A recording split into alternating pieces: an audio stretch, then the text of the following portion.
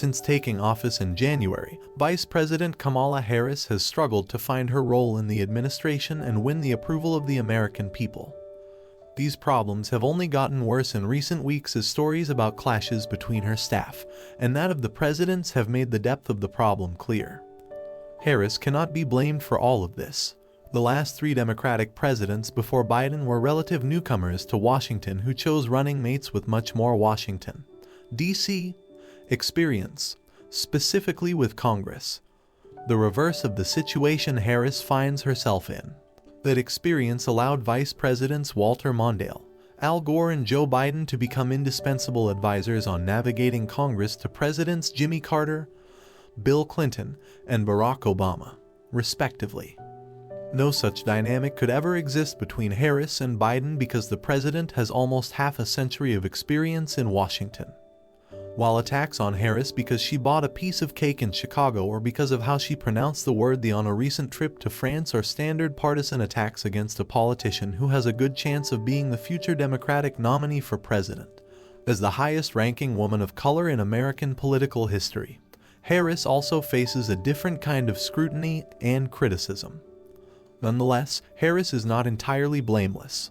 She has flubbed interviews on important issues such as immigration and has clearly failed to emerge as a major player in the administration. Harris's struggles create a significant dilemma for the Democratic Party as the 2024 election looms 3 years away. There is a lot that can, and will, change between now and 2024, but there are also some certainties. Biden will be old enough that, at the very least, his health and age will be a major campaign issue even if his opponent is former President Donald Trump, who is only a few years younger.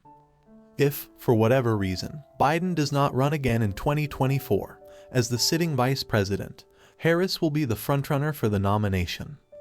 Even if her poll numbers are low, a competitive primary could be particularly divisive as whoever ran against Harris would have to aggressively go after a high-profile African-American woman. A move of dubious political wisdom or benefit for a party that relies on African-American women as their backbone. That is a primary fight that most Democrats would like to avoid. None of this is new. Biden's age was an issue in the 2020 primary, and many understood that in nominating Harris to be his running mate. He was choosing the face of the future of the Democratic Party. That may or may not have been the right decision, but the cost of revisiting it is high. Fortunately, there is a way forward for Harris and the administration that could help solve this problem by bolstering Harris and putting her in a position to succeed and generate positive media coverage, rather than give Harris a vague portfolio that includes tough issues such as immigration. Biden should make the vice president the face of the administration's biggest success to date, the infrastructure bill, which he signed into law on Monday. The bill will lead to many new projects that will bring investment and jobs all over the country. Every time ground is broken on a new project, such as on bridges and highways in Michigan, rural broadband in Texas or Georgia, or faster Amtrak trains in the Northeast Corridor, Harris should be present and explain why it will benefit the community in question. The American people will begin to associate her not with the border or her lack of influence within the White House, but with important accomplishments for their community. Trips to the locations of these infrastructure projects would also give Harris exposure in local media outlets, which are still important in various parts of the country. The interviews and media availabilities during these trips would provide her an opportunity to flesh out and explain the projects in question and why it is good for the community or state she is visiting. Traveling around the country this way would also give Harris the opportunity to build relationships with local Democratic Party organizations and the people in those organizations who, at the state level, are extremely important in primaries.